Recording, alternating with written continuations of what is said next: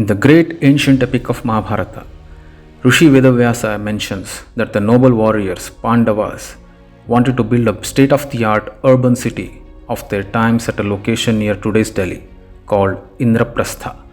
The Pandavas, along with Lord Krishna, prayed to the divine engineer, Bhagavan Vishwakarma. Vishwakarma blessed the noble warriors and said, "I shall architect a grand magnificent city, which has never been done in the history of mankind.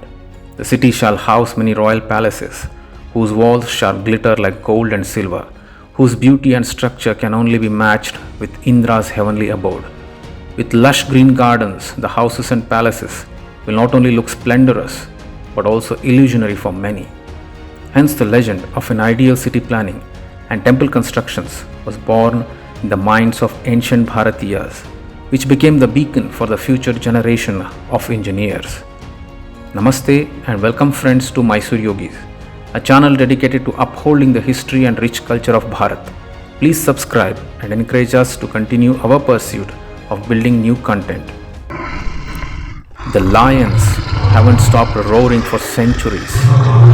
Their roar echoes across the eastern oceans, fleeting over the waves till China. With their teeth and fangs ferociously wide open, these lions are a proud symbol of the once powerful Pallava rulers who governed a flourishing kingdom from Kanchipuram in today's Tamil Nadu.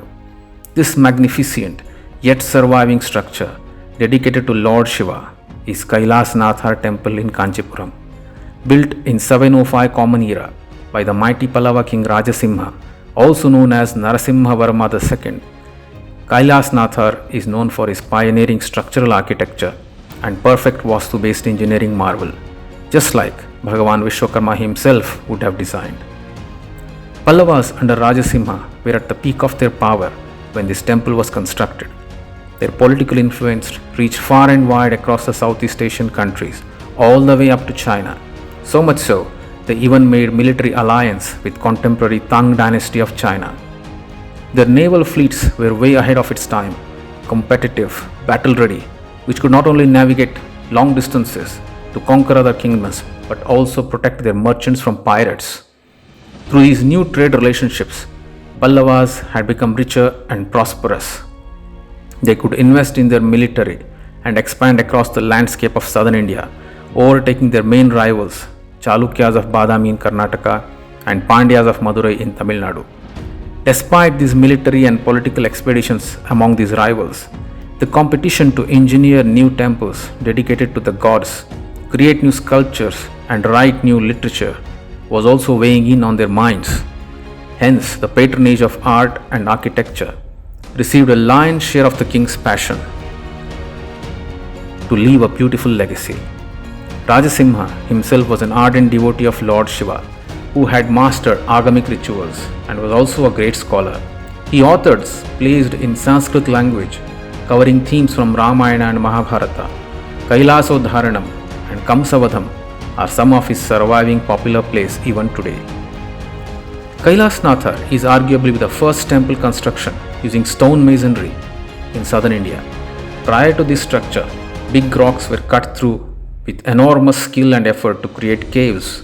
These caves would then act like canvases for the sculptors to demonstrate their mastery of carving the epic stories from Ramayana and Mahabharata, along with the powerful deities such as Vishnu, Shiva and goddess Durga. Examples of Pallava rock-cut temples include the famous Pancharathas, or 5 chariots dedicated to Pandavas, the 5 noble warriors of Mahabharata. Even their rivals, the Chalukyas of Badami, built rock-cut carvings around the same time, which even today stand tall with magnificence. The foundation of Kailasanathar temple is made of granite, while the outer structures are made of yellow sandstones. As the name suggests, the temple was designed to replicate the Himalayan abode of Shiva, Mount Kailasa. This artistically carved temple is complete in all respects, starting with a beautiful entrance Gopuram guarded by Dwarapalakas, maha-mandapa, Antarala or Ardhamantapa, tall vimana, a pyramidal structure hosting the garbha-griya, the final sanctum sanctorum, where a huge 6 feet Shivalingam with 16 sides made of black granite marks the ultimate presence of the divine.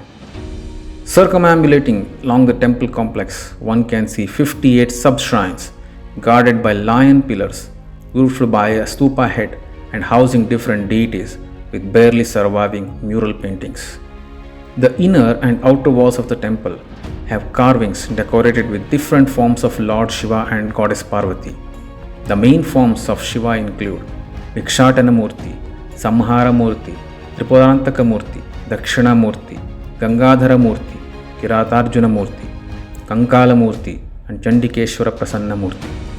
Finally, Shiva's vehicle Nandi, the powerful bull god, is watching over this temple from the distance, along with a pair of Pallava lions, warding off any evil eyes from the enemies. If you get a chance to visit Kanchipuram next time, do visit Kailasanatha Temple, which remains sacred and undisturbed, yet survived nature's onslaught despite being a pioneer masonry structural temple, a true tribute to Pallava king's passion for art and engineering. If you like this video, press the like button and subscribe to Mysore Yogis for more such videos. Thank you and Namaste friends.